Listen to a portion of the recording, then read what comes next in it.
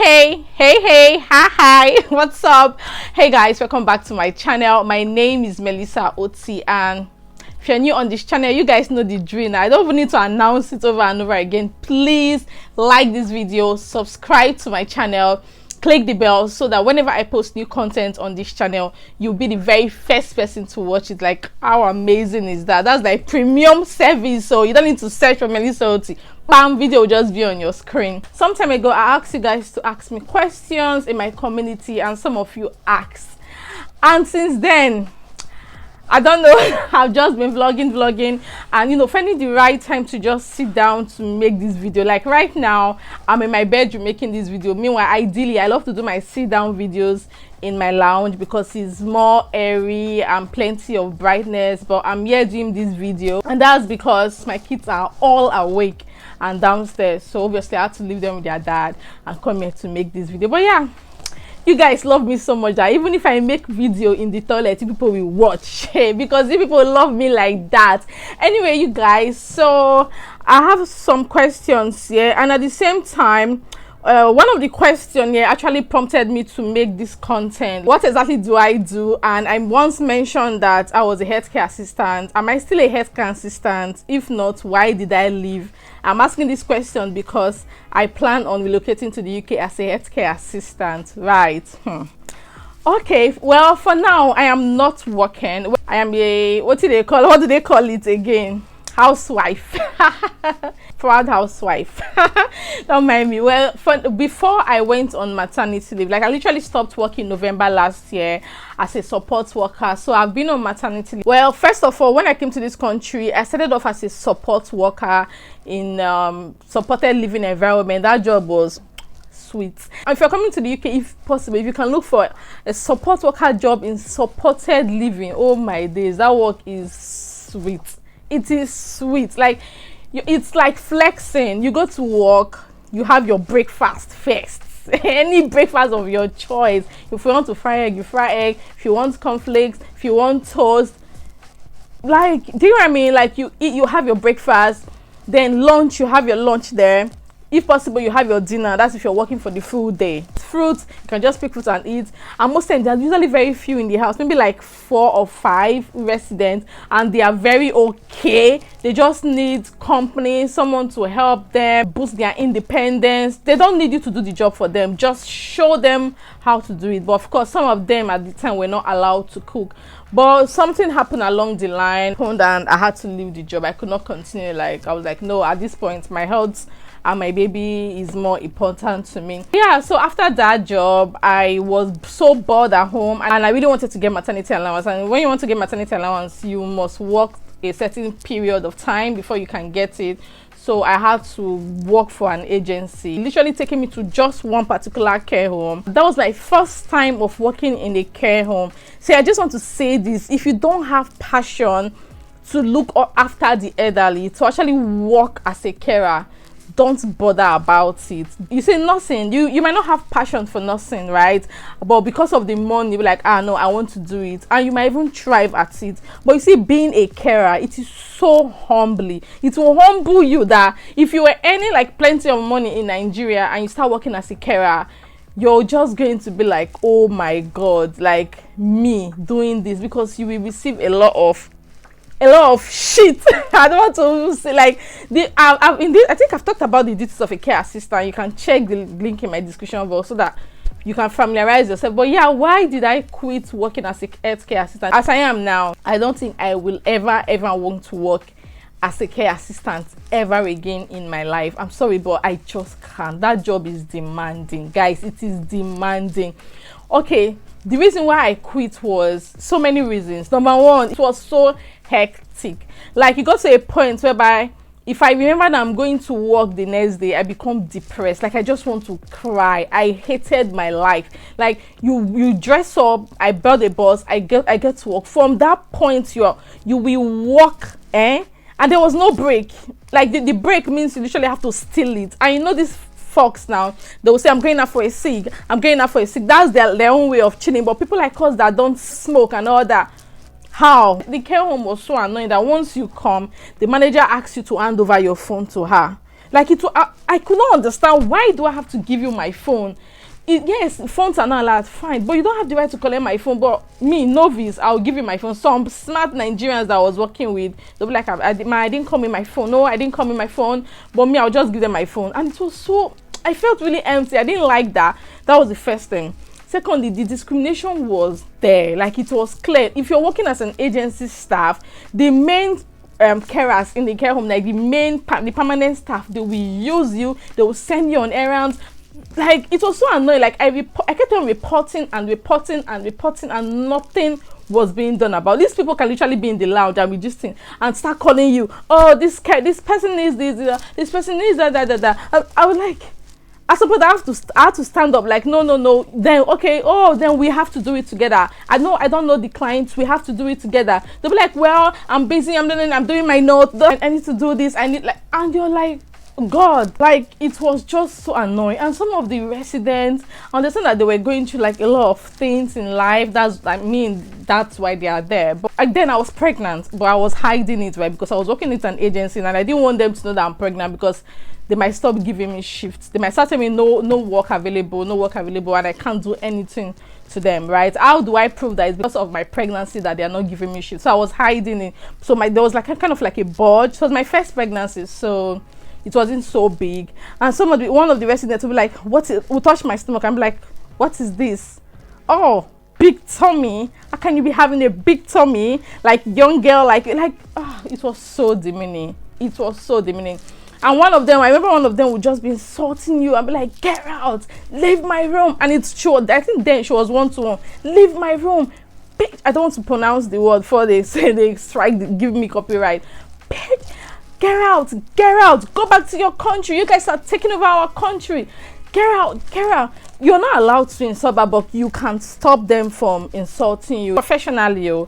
But is it really gonna stop anything? That's the thing. Like, they didn't really care about how I felt, All they needed was, you need to, as long as you're at work, you need to work. And my agency, those ones, they were all about money. If you report them, the worst that will happen is that they will stop giving you shift and start giving somebody else. So if you're planning on working as a carer, there are a lot of things you really, really need to consider. In fact, the last straw that brought the camel's back was I started to have severe back pain, due to poor manual handling. Now, how do you do manual handling the right way when there are so many residents and very few staff? And even the staff that are there, they are so lazy, so lackadaisical. Like, they just gang up against agency workers. So I was an agency staff. They literally want you to do everything. Like, it was not funny. Sometimes they'll go to the kitchen, they'll sleep there, or they'll go to a client's room and they'll stay there. I started noticing their tricks and I started doing like them.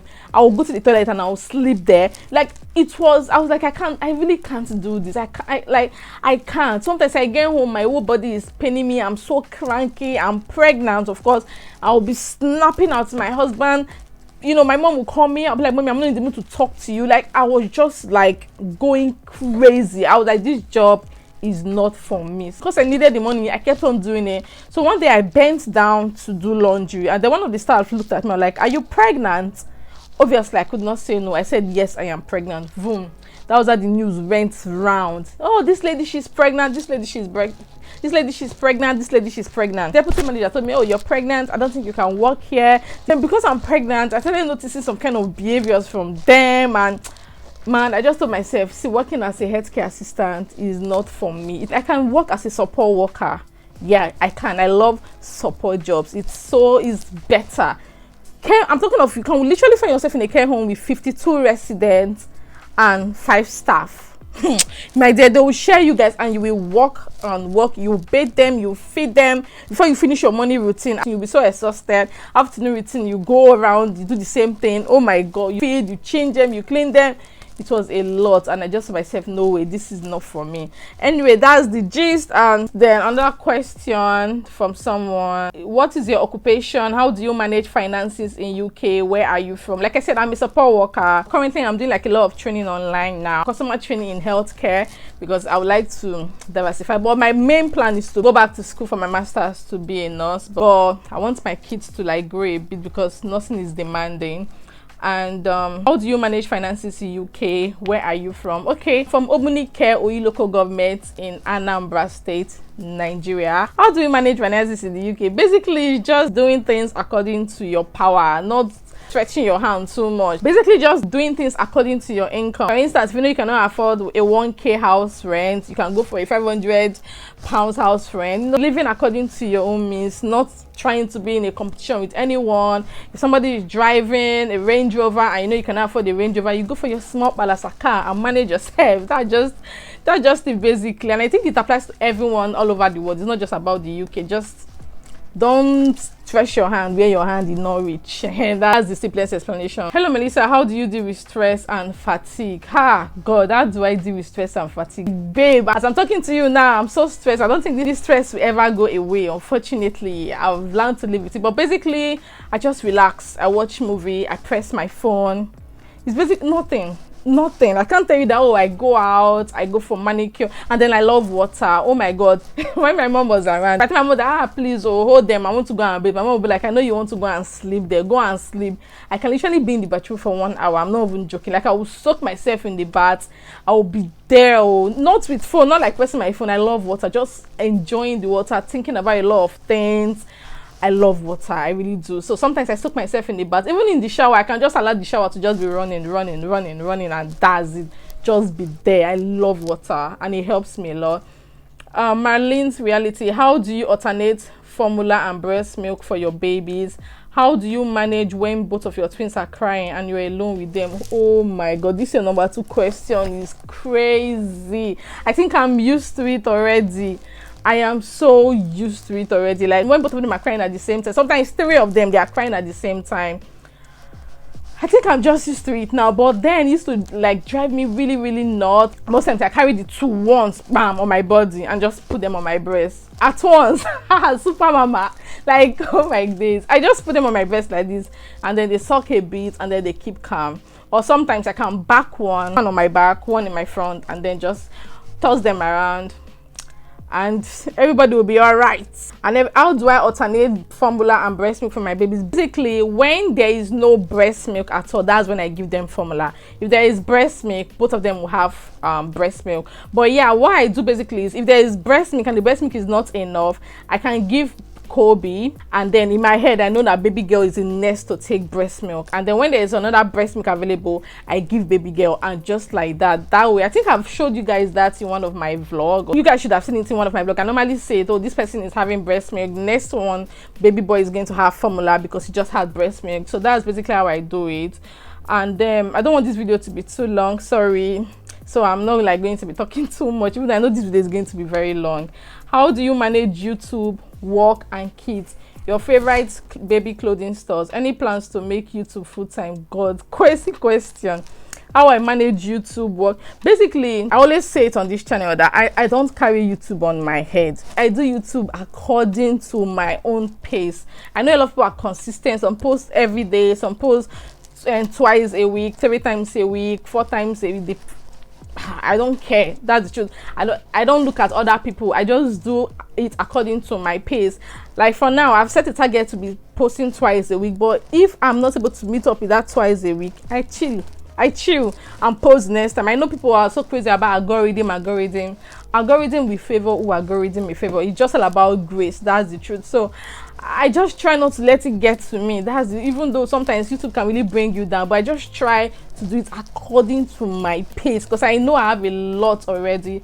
And any plans to make YouTube full time? I feel like this is going to be like a content on its own because I really want to talk about this. But the truth is that no, I can't make YouTube full time because the income is not consistent. You can make a lot this month and next month you'll not make so much. You can have so many brand deals. In fact, there was a particular month that almost all my content was sponsored and I made a lot of money that month. Like I made the kind of amount of money I've made that month, I have never made it in my life. I'm not even kidding. Like which job will pay me that money?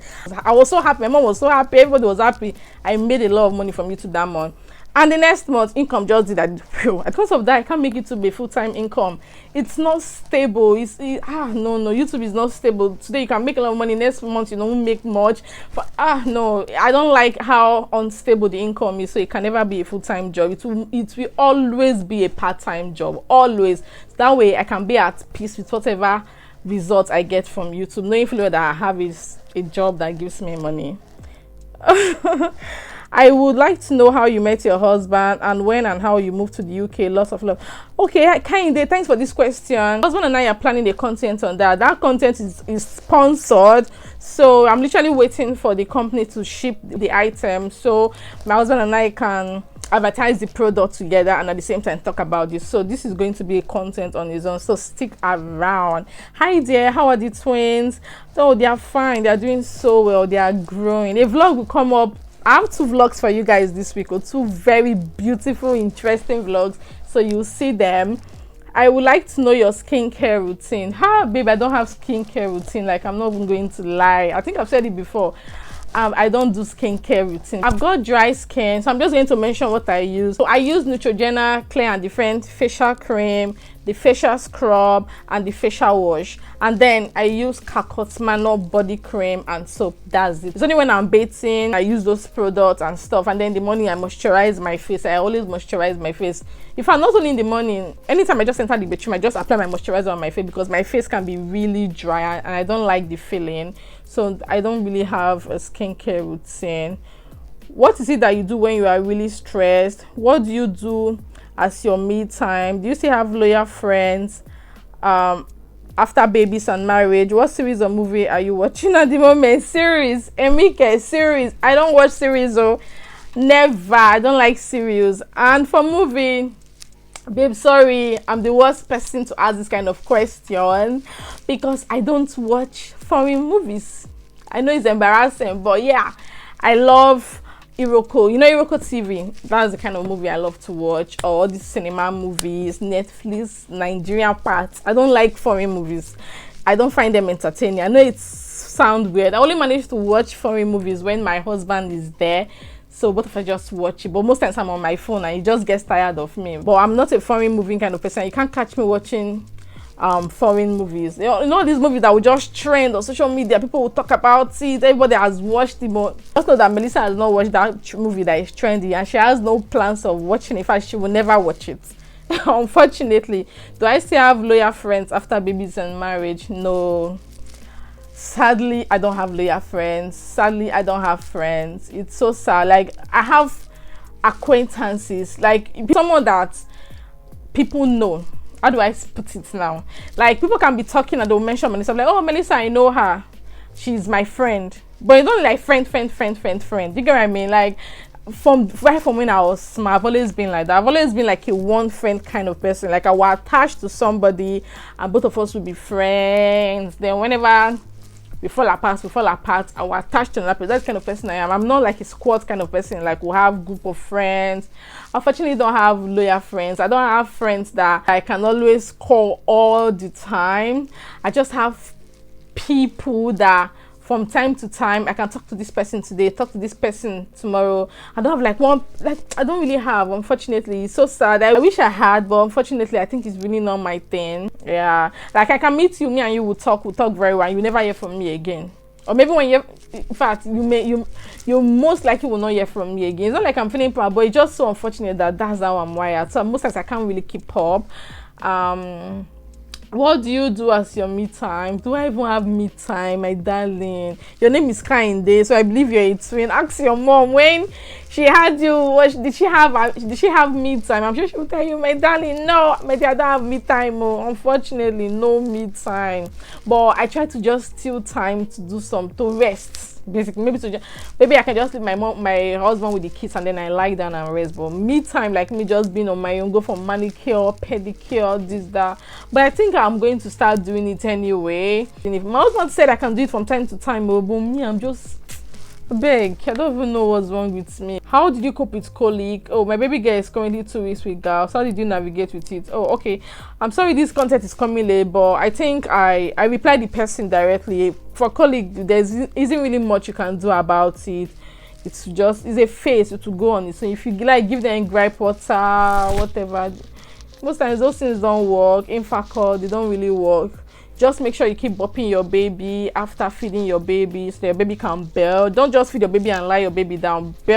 Pop your baby. When your baby belches, then you can drop your baby. But from time to time it will go. It's very devastating, but trust me, it will pass. Are you a Nigerian? Of course I am. My name is Melissa Oti. I'm Igbo girl, babe. I'm a Nigerian. Want to know about your family, how you manage taking care of my babies and your cute toddler and this YouTube too. I think I've literally vlogged how I take care of them. Like, I don't even think there's even anything much. I don't really do anything special. It's very stressful, girl. You're a twin mom like myself, so you know how stressful it can be. But for my family, we are three. I'm the first child of three. We are 2 girls and a boy, and they are in Nigeria. And then my mom, my dad is late. He passed 2004. Like, I didn't grow up with a father figure. If you know me, you know you don't hear me say my dad, because I didn't even know much about him. I was very tender when he passed, so it's just more of my mom. So I think I've literally answered all the questions. You know what, you guys, from time to time I'll be asking you guys to ask me questions, and I'm just going to make it like a war content about it. I think it will make sense that way. So you guys, thank you for watching this video. I know this video might be jaga anyhow, but just I have to steal time to film this video. Yeah, you guys, thank you for watching, and of course I'll see you on in my next one. But please, have you liked this video? Have you subscribed to this channel? What are you waiting for? Please kindly subscribe, you guys. Let's see you on in my next one. Bye.